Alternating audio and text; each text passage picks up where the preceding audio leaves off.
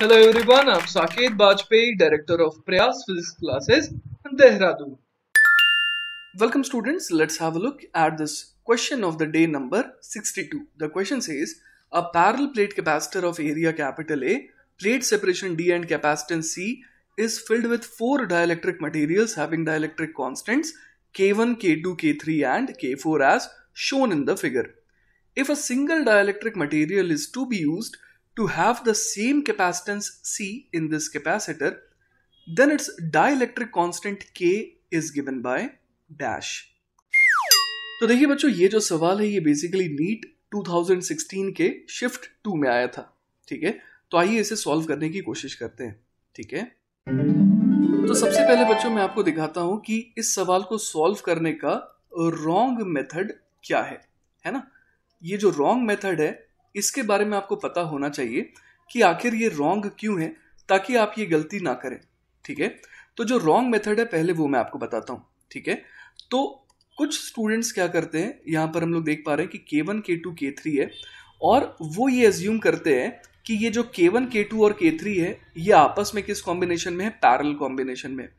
तो एक गलती ये हो जाती है कि वो ऐसा एज्यूम करते हैं कि ये रहा एक कैपेसिटर, उसके साथ एक और कैपेसिटर पैरेलल में है और एक और कैपेसिटर पैरेलल में.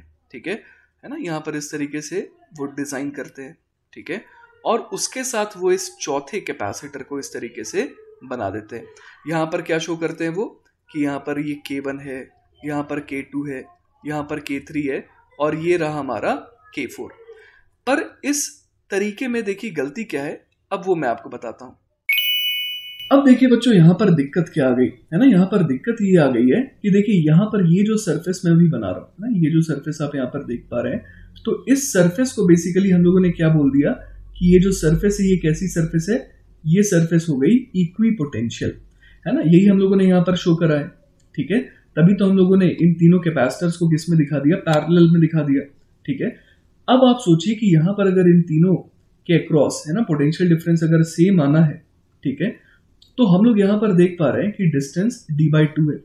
तो इलेक्ट्रिक फील्ड को तीनों के अक्रॉस क्या होना पड़ेगा, सेम होना पड़ेगा, है ना. तभी तो electric field multiplied by distance is equal to potential difference, वो तीनों के अक्रॉस सेम आएगा और फिर जो हम लोगों ने यहाँ पर कॉम्बिनेशन किया वो हम लोग यहाँ पर जस्टिफाई कर पाएंगे, है ना. तो यहाँ पर इस रॉन्ग मेथड से क्या आ जा रहा है कंडीशन कि हर जगह यहाँ पर इलेक्ट्रिक फील्ड जो है वो क्या होनी पड़ेगी, सेम होनी पड़ेगी. क्लियर है ये बात. तो यहां पर हम लोग देख पा रहे हैं कि सिमेट्री तो है नहीं, यहाँ पर K1 है, यहाँ पर K2 है ना, यहाँ K1 है, यहाँ K2 है, यहाँ K3 है और तीनों जगह इलेक्ट्रिक फील्ड को सेम आना पड़ जा रहा है. ठीक है, तो ये चीज कहीं ना कहीं जो है जस्टिफाई नहीं की जा पा रही है. ठीक है, तो बच्चों इस वजह से हम लोग कह सकते हैं कि ये वाला जो मेथड है वो रॉन्ग है ना. यहाँ पर हम लोग को ये असम्पशन लेना पड़ जा रहा था कि इलेक्ट्रिक फील्ड जो है K1, K2, K3 तीनों के ही अक्रॉस क्या है, सेम है ना. तभी जाकर के ये जो हम लोग देख पा रहे हैं जिस सरफेस को मैंने बीचों बीच ड्रॉ किया है ना, वो इक्विपोटेंशियल आए. क्लियर है ये बात. तो अब देखते हैं कि इस सवाल को करने का सही तरीका क्या होगा. ठीक है, अच्छा एक और चीज मैं आपको दिखा देता हूं कि इस रॉन्ग मेथड से अगर आप कैलकुलेट करेंगे तो आपका जवाब क्या आएगा.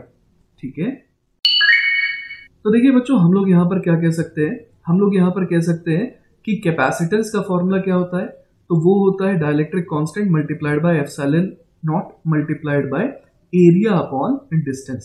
ठीक है, तो हम लोग यहाँ पर देख पा रहे हैं कि एक कैपेसिटर है जिसकी कैपेसिटेंस C1 है, एक की C2 है, एक की C3 है, एक की C4 है. ठीक है, तो यहाँ पर हम लोग C1 को कितना कह सकते हैं, तो C1 हो जाएगा K1 multiplied by epsilon not. अब इसका क्रॉस सेक्शनल एरिया देखिए कितना दे रखा है, A/3 दे रखा है. तो यहाँ पर लिखेंगे A/3 बाय डिस्टेंस कितनी है, डिस्टेंस हम लोग देख पा रहे हैं यहाँ पर d/2 है. ठीक है, तो यहाँ पर आ जाएगा d/2. ठीक है, इसी तरीके से C2 कितना आ जाएगा, तो वो आ जाएगा सिर्फ और सिर्फ चेंज क्या आएगा, K2 का. तो K2 epsilon not A/3 bye d/2. इसी तरीके से C3 कितना आ जाएगा, K3 epsilon not A/3 bye d/2. ये ध्यान रखिएगा, ये मैं कौन से मेथड से कर रहा हूँ, रॉन्ग मेथड से कर रहा हूँ ना. एक बार देख लेते हैं कि आखिर अगर गलत मेथड चुने तो हमारा जवाब क्या आएगा. ठीक है, और इसी तरीके से C4 हमारा कितना आ जाएगा, तो C4 हमारे पास आ जाएगा K4 multiplied by epsilon not. इसका जो एरिया है वो आप देख पा रहे हैं कि कितना है, A है ना. तो यहाँ पर लिखेंगे A बाय और यहाँ पर डिस्टेंस तो इसके लिए भी d/2 है, ठीक है, तो यहाँ पर लिखेंगे d/2। तो हम लोग देख पा रहे हैं C1 C2 C3 जो है वो किसमें है, पैरेलल में, ठीक है। तो C1 C2 C3 को एज इट इज हम लोग ऐड कर देंगे ना। तो यहाँ पर हम लोग क्या करेंगे, C1 plus C2 plus C3, एक बार वो देख लेते हैं कितना आ जा रहा है। तो हम लोग यहाँ पर देख पा रहे हैं कि epsilon not a/3 upon d/2, ये तो कॉमन आ जा रहा है, और अंदर क्या आ जा रहा है, K1 plus K2 plus K3 आ जा रहा है। क्लियर है ये बात। तो इसको पहले थोड़ा सिंप्लीफाई करके देखते हैं कि ये किस में कन्वर्ट हो रहा है, ठीक है। तो अगर इसको सिंप्लीफाई करेंगे तो देखिए ये क्या बन जा रहा है, ये बन जा रहा है 2 ऊपर चला जाएगा और 3 नीचे आ जाएगा, मतलब 2 epsilon naught a upon 3d multiplied by K1 plus K2 plus K3 के बराबर, ठीक है। अब देखिए बच्चों, हमारे पास जो C1 plus C2 plus C3 आया उसको थोड़ी देर के लिए मैं C0 कॉल कर देता हूँ, ठीक है। इसके अलावा हमारे पास C4 तो ऑलरेडी था। तो अब ये C0 और C4 बेसिकली किस में आ गए, ये आ गए सीरीज में, ठीक है। तो इन्हें ऐड कैसे करेंगे, आइए मैं आपको बताता हूँ। तो देखिए बच्चों, अगर सीरीज कॉम्बिनेशन और कैपेसिटर का तो इस तरीके से ऐड करते हैं, 1/C equivalent will be equal to 1/C0 plus 1/C4। तो यहां से हम लोग देख पा रहे हैं 1/C इक्विवेलेंट कितना आ जा रहा है। तो C0 कितना था, आइए चेक करते हैं। तो C0 था देखिए 2 epsilon naught a upon 3d K1 plus K2 plus K3, है ना। तो यहाँ पर हम लोग क्या लिख सकते हैं, ये आ जाएगा 3d upon 2 epsilon naught a K1 plus K2 plus K3, और इसमें हमें क्या ऐड करना होगा, प्लस 1/C4, है ना। तो C4 कितना था, तो वो था 2K4 एप्सिलॉन नॉट a/d, है ना। तो यहाँ लिख सकते हैं हम लोग 1 अपॉन, है ना, 1/2 टाइम्स एप्सिलॉन नॉट a, और क्या आ जाएगा, K4 आ जाएगा, और ऊपर क्या आ जाएगा, ऊपर d आ जाएगा, ठीक है। अब जैसा कि हम लोग सवाल में देख पा रहे हैं, हमारे को क्या बोला गया था कि इस पूरे के पूरे सिस्टम को रिप्लेस करके एक डाइलेक्ट्रिक से रिप्लेस करना है ना। तो हम लोग यहाँ पर उस केस में क्या कह सकते हैं कि जो C इक्विवेलेंट है उसको क्या लिखा जा सकता है, तो उसको लिखा जा सकता है वो जो अकेला डाइलेक्ट्रिक है K multiplied by epsilon naught a/d, ठीक है।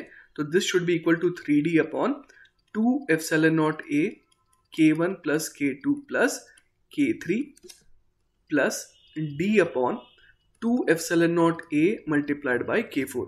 तो यहाँ से देखिए d से d कैंसिल आउट होता जा रहा है, एप्सिलॉन नॉट a जो है वो भी हम लोग देख पा रहे हैं कि कैंसिल आउट हो जा रहा है ना। तो यहाँ से हमारे पास क्या आ जा रहा है, 1/K की क्या वैल्यू आ रही है, तो वो आ जा रही है देखिए 3 divided bye 2 times K1 plus K2 plus K3 plus इधर आ जा रहा है 1/2 टाइम्स K4।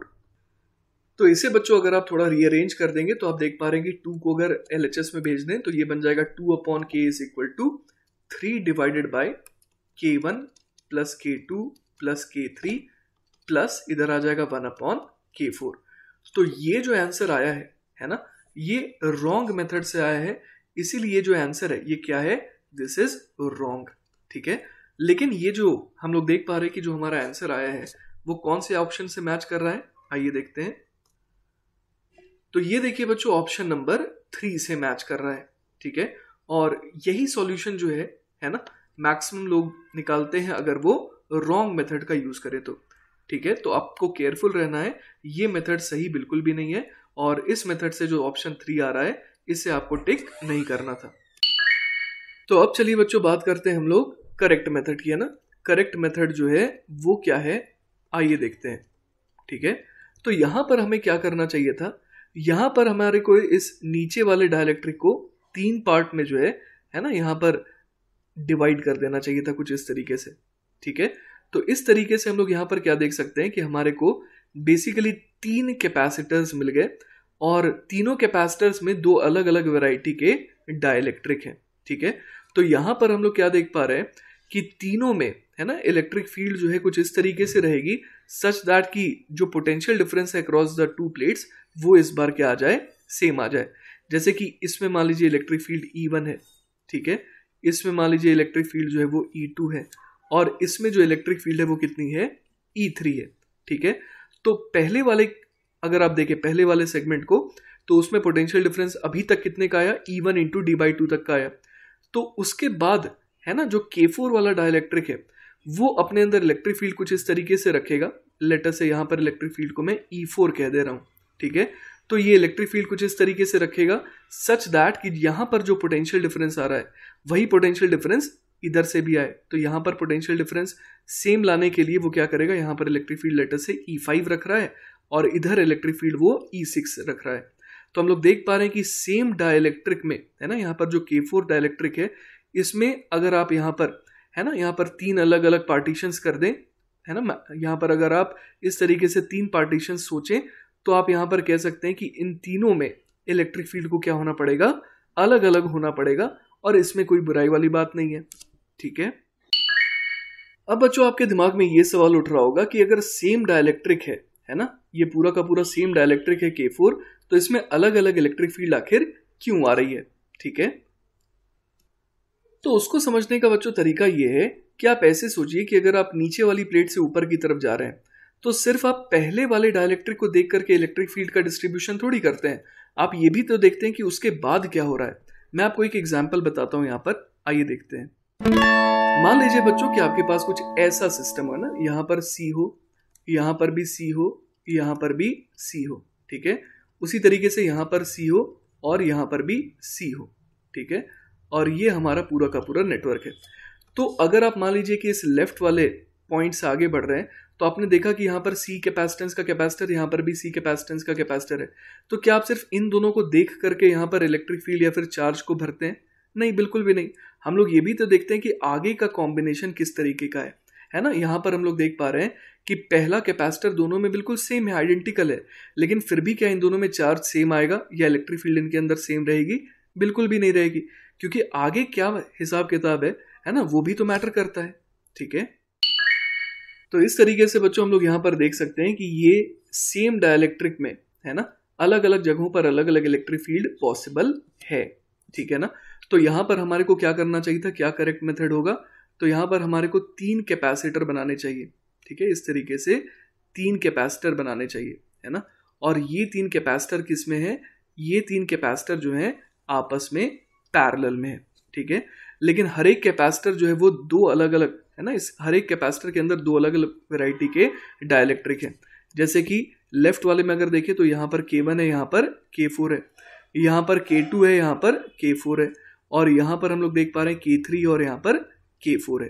तो इस तरीके से जब आप तोड़ेंगे तब जो जवाब आएगा वो सही माना जाएगा, ठीक है। तो बहुत ध्यान से देखिए बच्चों, ये रहा रॉन्ग मेथड इस सवाल को करने का और ये रहा करेक्ट मेथड इस सवाल को करने का। और रॉन्ग मेथड का इस्तेमाल हम लोगों ने जब करा तो हमारा आंसर क्या आ रहा था, ऑप्शन नंबर 3 आ रहा था, जो कि ऑब्वियस है कि वो क्या होगा, गलत होगा, ठीक है। तो देखिए बच्चों, यहां पर हम लोग सॉल्व करने के लिए क्या कर सकते हैं, ये जो K1 K4 का कॉम्बिनेशन है इसे मैं बोल देता हूं C1, K2 K4 के कॉम्बिनेशन को मैं कह देता हूं C2, और K3 K4 के कॉम्बिनेशन को मैं कॉल कर देता हूं C3। क्लियर है ये बात। तो हम लोग यहाँ पर सबसे पहले C1 निकाल लेते हैं, फिर C2 निकाल लेते हैं, फिर C3 निकाल लेते हैं, और ओवरऑल हम लोग देख पा रहे हैं कि C1 C2 C3 जो है वो किस में है, वो है पैरेलल कॉम्बिनेशन में, ठीक है। तो C1 सबसे पहले देखिए कितना हो जाएगा। तो हम लोग यहाँ पर देख पा रहे हैं कि C1 में क्या है, 2 डाइलेक्ट्रिक्स है K1 और K4, और ये दोनों किस कॉम्बिनेशन में है, ये दोनों खुद जो है वो सीरीज में है। क्लियर है ये बात। तो यहां पर हम लोग देख सकते हैं कि C1 की वैल्यू क्या हो जाएगी। तो C1 की वैल्यू निकालने के लिए हमारे को क्या करना होगा, ये जो K1 है ना, K1 डाइलेक्ट्रिक वाला कैपेसिटर है उसकी कैपेसिटेंस निकालनी होगी पहले, और उसी तरीके से K4 वाले की है ना हमारे को कैपेसिटेंस निकालनी होगी। क्लियर है ये बात।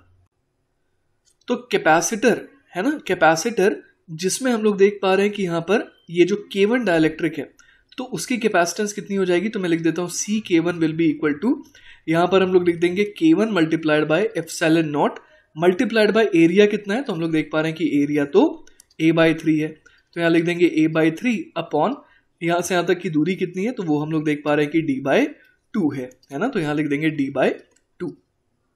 इसी तरीके से ये जो C K4 है ना, हम लोग देख पा रहे हैं कि उसके साथ जो सीरीज में लगा हुआ है तो उसकी कैपेसिटेंस कितनी हो जाएगी, तो हम लोग समझ पा रहे हैं K1 के बदले सिर्फ क्या आ जाएगा, K4 आ जाएगा, तो यहाँ लिख देंगे K4 epsilon not A/3 upon D/2।